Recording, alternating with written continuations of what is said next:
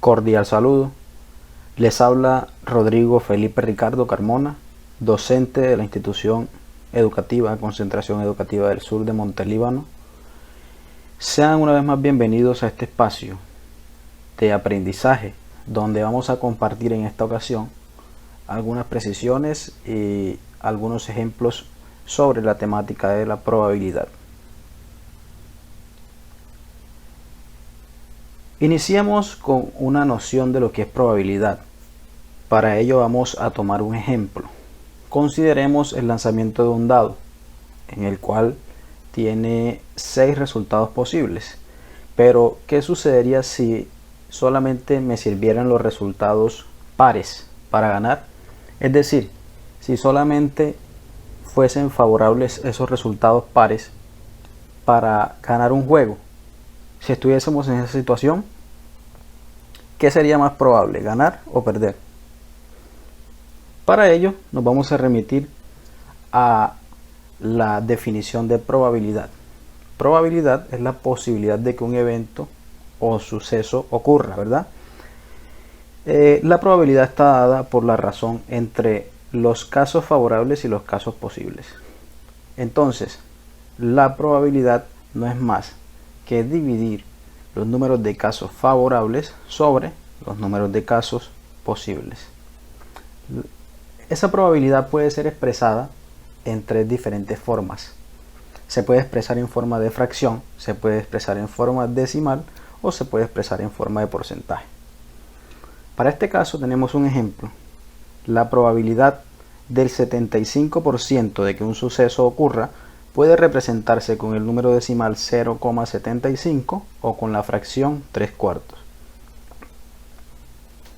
También tenemos que la probabilidad siempre va a estar entre 0 y 1.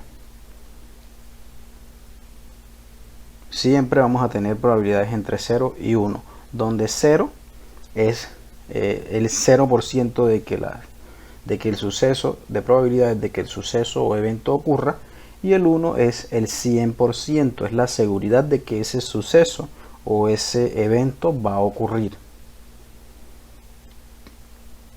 Volvamos al juego del dado. Si nosotros queremos calcular la probabilidad de ganar para las condiciones que da el juego, vemos que tenemos 6 casos posibles. Yo puedo sacar 1, 2, 3, 4, 5 o 6 en el lanzamiento del dado. Pero solamente tengo 3 casos favorables, que son los números 2, 4 y 6. Recordemos que solamente gano con los números pares.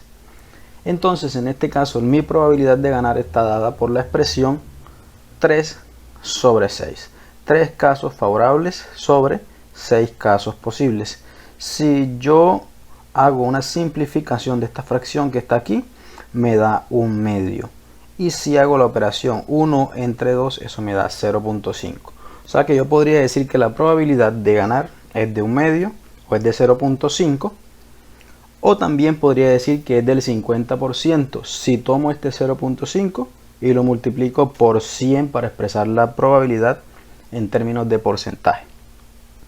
Y así la posibilidad de perder será 1 menos P. Recordemos que 1 es la seguridad de que algo va a ocurrir. Es decir, es el total de las probabilidades. O sea que si yo tengo diferentes sucesos, la probabilidad de que ocurra cada uno es independiente, pero la suma de todas las probabilidades me tiene que dar máximo 1. Por lo tanto, si yo tomo ese 1 y le resto la probabilidad que yo tengo de ganar, eso me va a dar como resultado la probabilidad que tengo de perder. Es decir, la diferencia entre 1 y la posibilidad de éxito me va a dar como resultado la probabilidad del fracaso. En este caso, esa probabilidad sería del 0.5. 1 menos 0.5 que me dio mi probabilidad de ganar es 0.5. Y multiplicando por 10 me daría 50%. O sea que en este caso es válido afirmar que las probabilidades de ganar o perder son las mismas, ¿sí? Hay iguales posibilidades de perder que de ganar.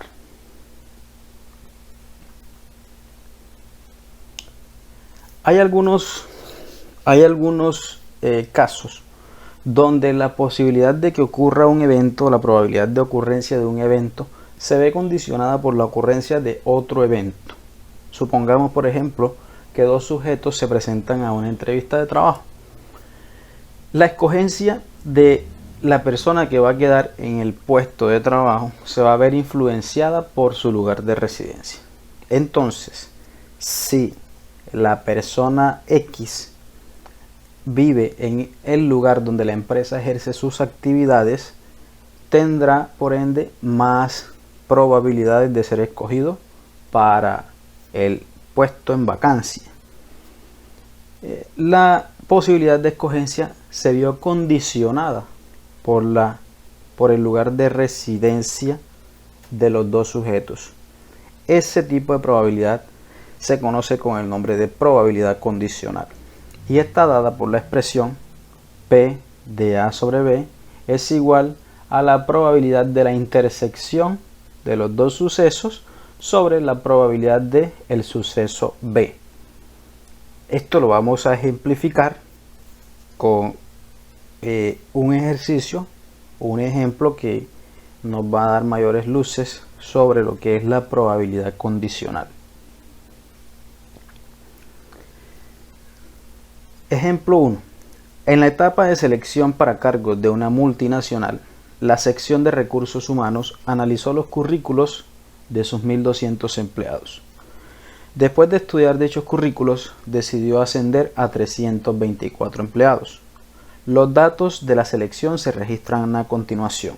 Observamos la tabla, vemos que fueron 240 mujeres en total, las empleadas de la multinacional, que son mujeres, son 240. De esas 240 hubo 36 ascendidas y 204 que no ascendieron. Y los hombres, hay un total de 960 hombres si sumamos aquí, de los cuales 672 no fueron ascendidos y 288 fueron ascendidos. Es la información que nos provee la tabla. Después de revisar el registro de ascensos, el Comité de Talento Humano determinó que en la elección se había dado discriminación, hecho que se reflejaba en el número de ascensos de mujeres. ¿Hubo discriminación en la elección de ascensos? Justifica tu respuesta. Bueno, este problema se restringe o se reduce simplemente a comparar las probabilidades de ser ascendido dado que se es hombre y la probabilidad de ser ascendido dado que se es mujer, ¿sí?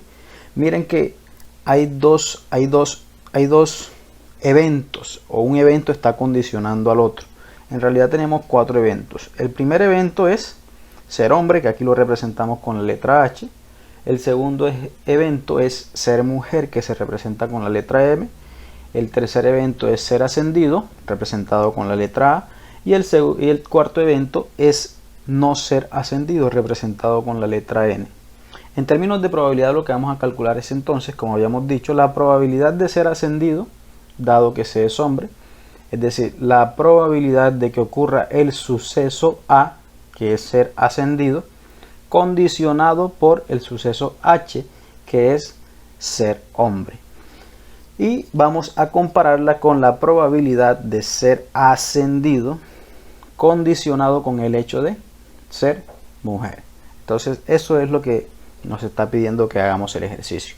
Si no hubiese discriminación, las dos probabilidades tienen que ser iguales. Es decir, debería haber igual probabilidad de ascender siendo hombre que siendo mujer. Entonces, la primera probabilidad que vamos a calcular es la probabilidad de ser ascendido, dado que se es hombre. Si nosotros aplicamos la definición de la probabilidad condicional o la fórmula, tenemos que eso va a ser la razón entre la probabilidad de A intersectado N sobre la probabilidad de H. De nuestra tabla, nosotros vamos a obtener que la intersección entre A y H es de 288. Fíjense que la línea para el suceso A, que es ser ascendido, con la línea para el suceso H, que es ser hombre, se encuentran en este valor que está aquí. Eso quiere decir que este valor es la intersección de esos dos eventos. Entonces, si 288 es la intersección de esos dos eventos, entonces debemos buscar la probabilidad de que se dé esa intersección. Eso lo vamos a encontrar haciendo la razón, es decir, aplicando la probabilidad o el concepto de probabilidad, que es la razón entre los casos favorables sobre los casos posibles. Como hay 1200 casos posibles, porque son 1200 empleados, entonces la probabilidad será dividir esa intersección que se da en 288 casos sobre el total de casos, que es 1200. Luego, de la misma tabla podemos obtener que H corresponde a 960. ¿Por qué corresponde a 960? Es la cantidad total de hombres que hay en la multinacional. Si sumamos 672 más 288, el resultado va a ser 960. Entonces nos corresponde ahora encontrar P de H. Ya encontramos P de A intersectado H, que es este valor que está acá, dado en fracción. Ahora nos corresponde encontrar P de H. Nuevamente aplicamos el concepto de probabilidad y debe ser los casos favorables sobre los casos posibles. Entonces P de H va a ser 960 hombres, que son los casos favorables en este caso. Recuerden que estamos calculando la probabilidad de ser ascendido siendo hombre. Entonces P de H va a ser el total de hombres sobre el total de empleados. En pocas palabras, nosotros estamos calculando la probabilidad de escoger entre todos los empleados de la empresa. Si nosotros escogemos un empleado, ¿qué probabilidades hay de que ese empleado sea hombre? ¿Sí? Listo. Fíjense que ya tenemos esta expresión que está aquí en el numerador, que corresponde a esta expresión de acá. Y también tenemos la expresión que está aquí en el denominador, que corresponde a esta expresión de acá. Entonces, la probabilidad de ser ascendido, dado que se es hombre, va a ser igual a la probabilidad de la intersección de A y H, que es esta, 288 sobre 1200, dividido entre la probabilidad de ser hombre, que es de 960 sobre 1200. Esto se me convierte a mí en una operación entre fracciones, en una división entre fracciones, y lo que hacemos es aplicar la llamada ley de la oreja, que corresponde a multiplicar extremos por extremos y dividirlo entre la multiplicación de medios por medios. En este caso correspondería a ser 288 por 1200 y 1200 por 960, que es lo que tenemos aquí, 288 por 1200, 1200 por 960. Como tenemos factores acá arriba que aparecen dividiendo acá abajo, lo que podemos hacer es cancelar este 1200 con este 1200 de acá y nos quedaría la expresión reducida a 288 sobre 960, que calculado nos da 0.3. Esto quiere decir que la probabilidad de ser ascendido, dado que se es hombre, es de 0.3 o del 30%. Nos corresponde ahora calcular la probabilidad de ser ascendido dado que se es mujer. Entonces necesitamos la probabilidad de la intersección entre ser ascendido y ser mujer. Y eso tenemos que dividirlo entre la probabilidad de, si yo escogiese un empleado, qué probabilidad habría de que ese empleado sea mujer. Entonces miremos. De nuestra tablita nuevamente podemos buscar, podemos encontrar que la intersección entre A, que es ser ascendido, y M, que es ser mujer, es de 36. Fíjense que las dos líneas se encuentran aquí en este valor de 36. Por lo tanto, la probabilidad de la intersección de A con H es igual a 36 casos posibles, 36 casos favorables, perdón, sobre los 1200 casos posibles. Ya tenemos esta parte de arriba de la ecuación. Nos corresponde ahora buscar esta parte de abajo. Habíamos dicho que son 240 mujeres. Se obtiene, mire, de la suma entre estos dos valores, Y la probabilidad de que yo escoja un empleado y que sea mujer es de 240 casos favorables sobre 1200 casos posibles, porque son 1200 empleados. Entonces la probabilidad de ser ascendido, dado que se es mujer, sería la razón entre esta probabilidad y esta probabilidad, como lo tenemos escrito aquí. 36 sobre 1200 y todo eso sobre 240 por 1200. Nuevamente nos corresponde aplicar ley de la oreja, extremos por extremos, es decir, 36 por 1200 y medios por medio, es decir, 1200 por 240.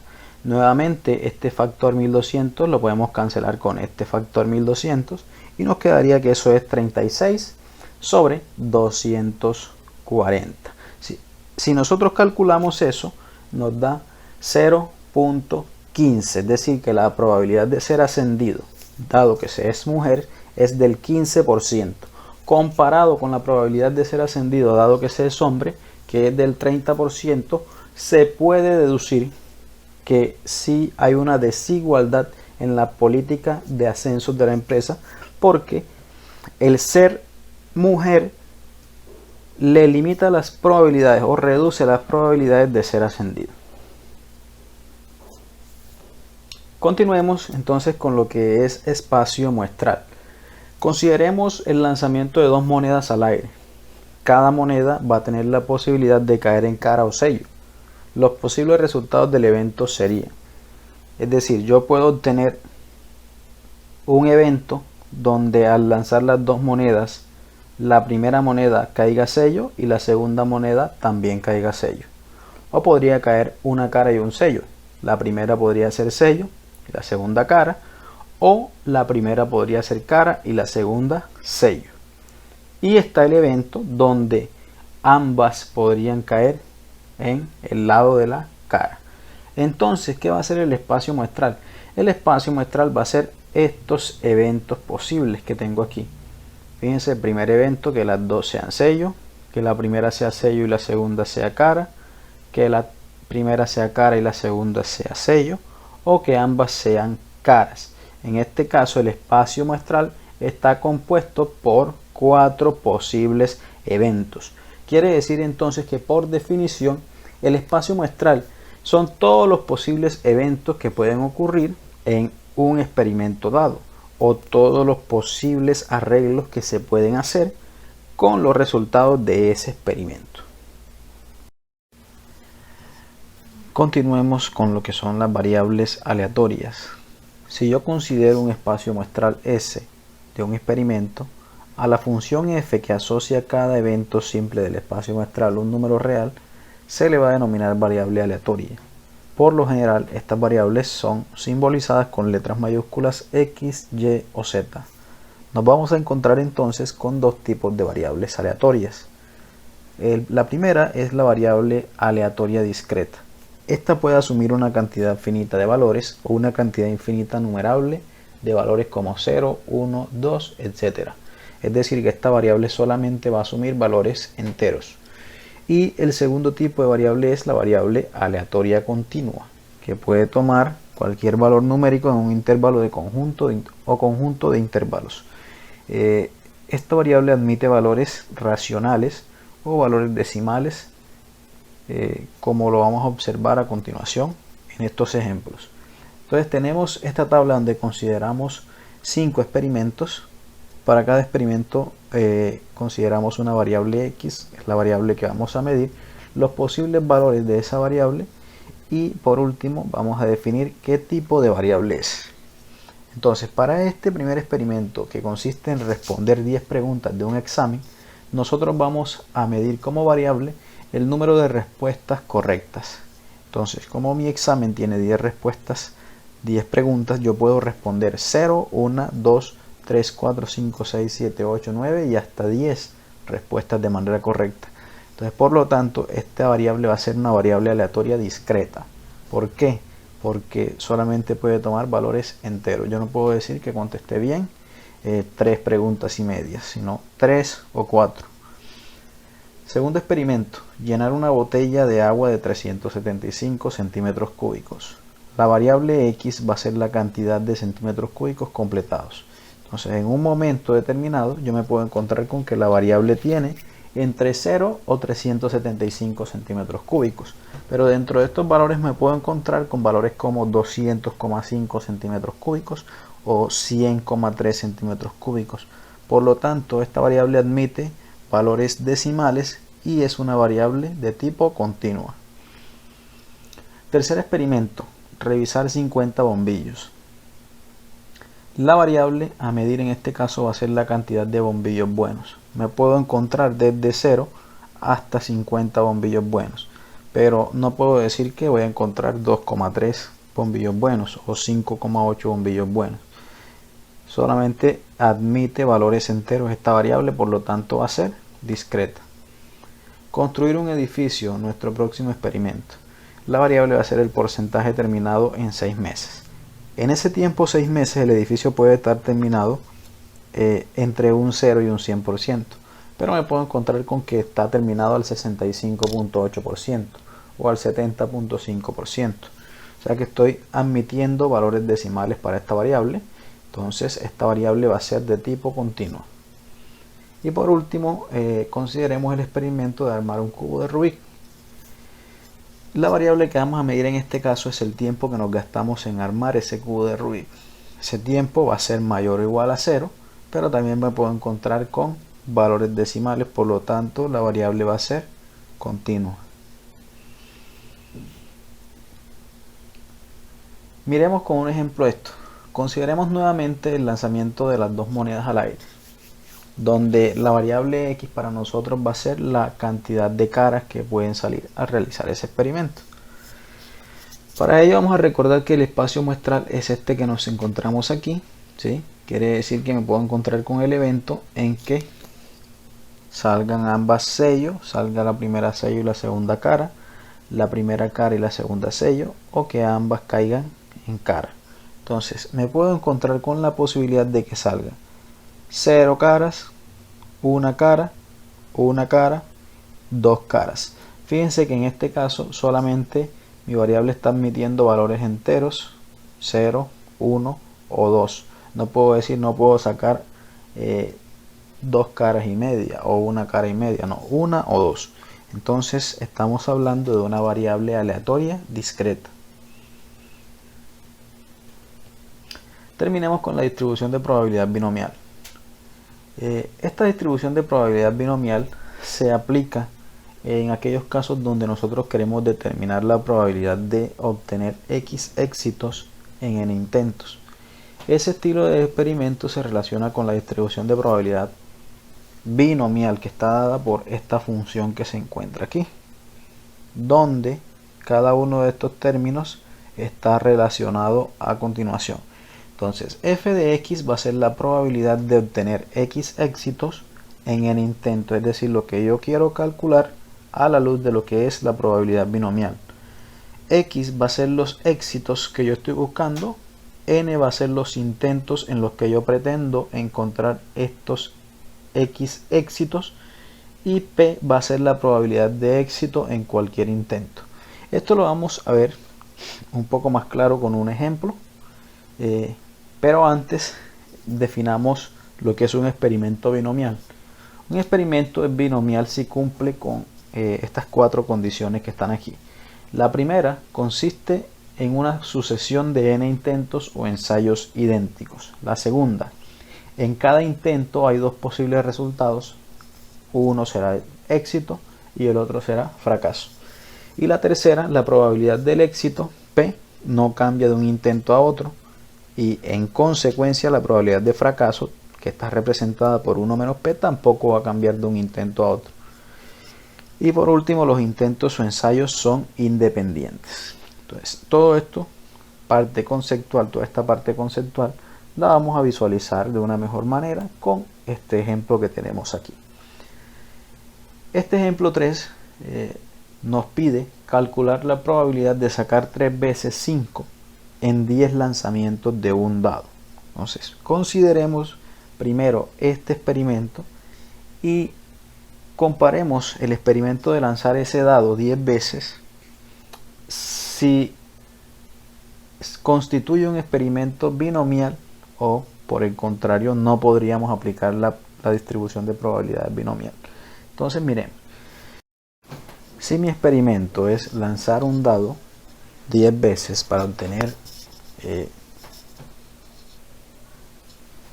x cantidad de éxitos, entonces ¿consiste en una sucesión de n intentos o ensayos idénticos? Claro que sí. Yo voy a lanzar el dado 10 veces y las 10 veces lo voy a hacer de la misma forma. Entonces consiste en una sucesión de 10 intentos que son idénticos. Además de eso, en cada intento hay dos posibles resultados. Uno es el éxito y otro es el fracaso.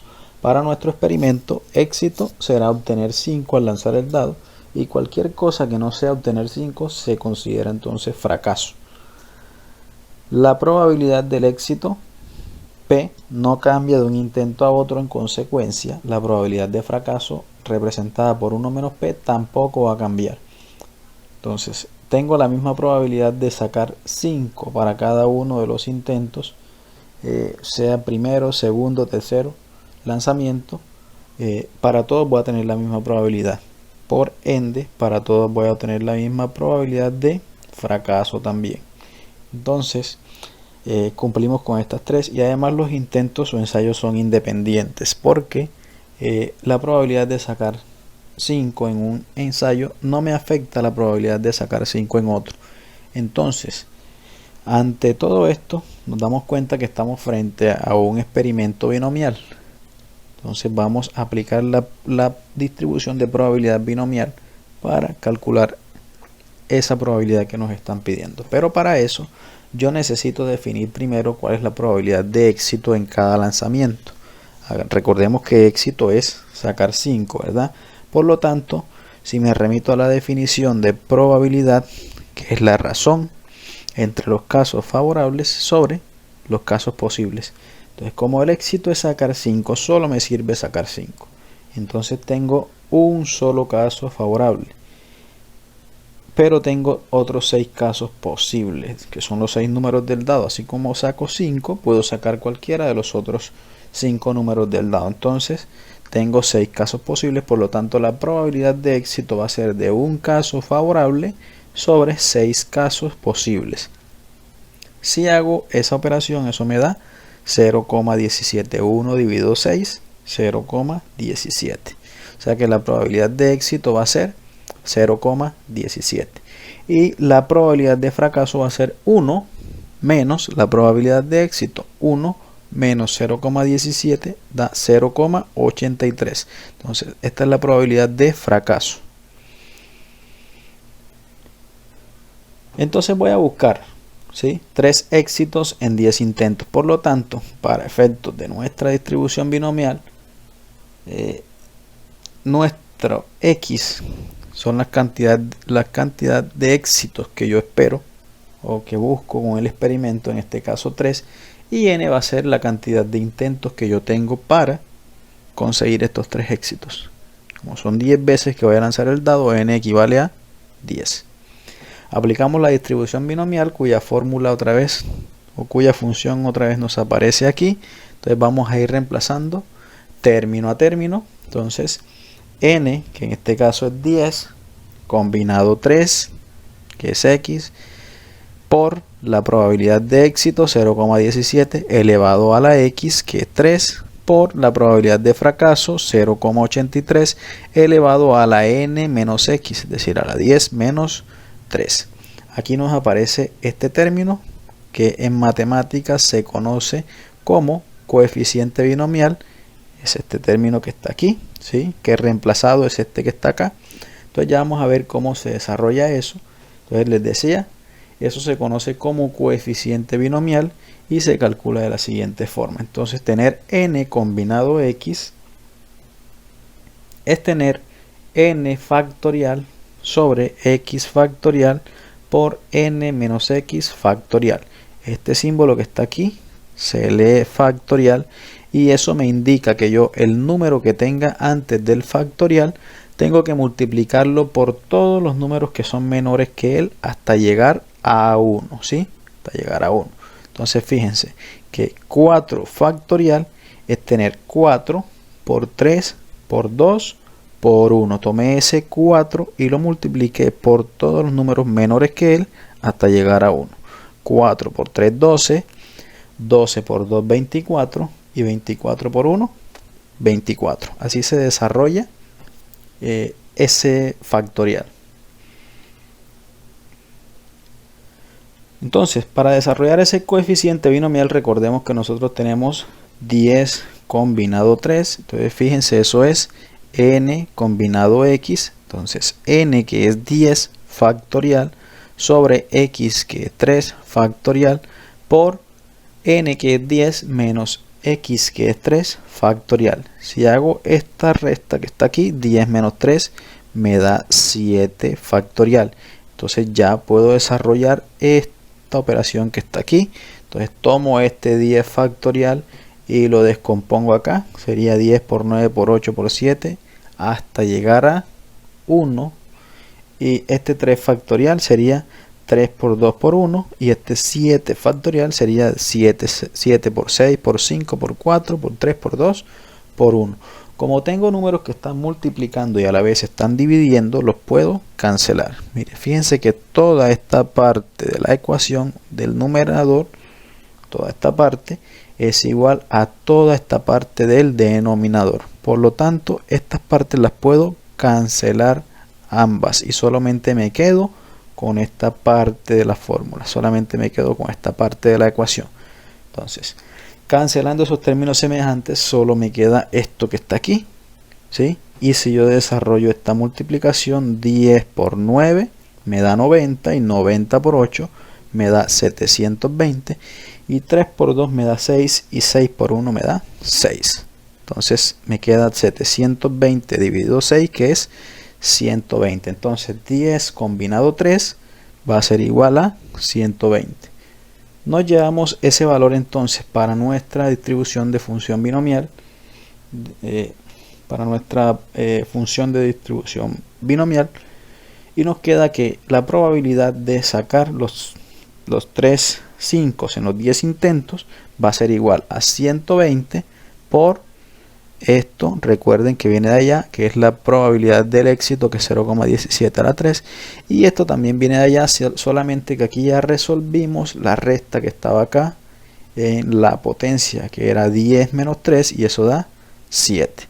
Entonces si yo hago todas estas multiplicaciones que están aquí, eso me da como resultado 0,16, lo que corresponde a decir que la probabilidad de obtener 3 veces 5 en 10 lanzamientos de un dado es de 0,16 o de 16% si tomo esta probabilidad y la multiplico por 100 para convertirla en porcentaje. Muy bien, hemos llegado al final. Esta es la referencia bibliográfica desde donde se han extraído la mayoría de los contenidos para compartir en esta clase. Nos vemos en un próximo video.